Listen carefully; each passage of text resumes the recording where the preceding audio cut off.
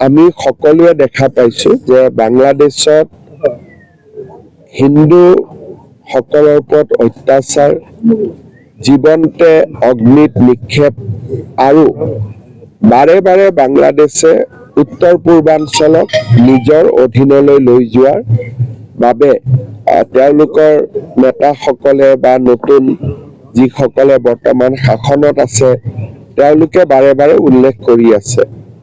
আমি বাংলাদেশত যি হৈছে তাক গভীৰ উদ্বেগেৰে সৈতে আমি লক্ষ্য কৰি আছো আৰু আমি সকলোৱে জানো যে সেই বাংলাদেশৰ দেশৰ পৰা বিভিন্ন সময়ত অহা মানুহেৰে আমাৰ অসমখনো ভৰি আছে।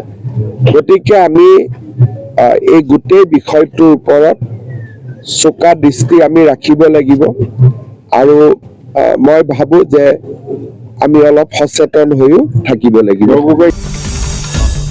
আসাম টক্স আপোচবিহীন অসম কণ্ঠ।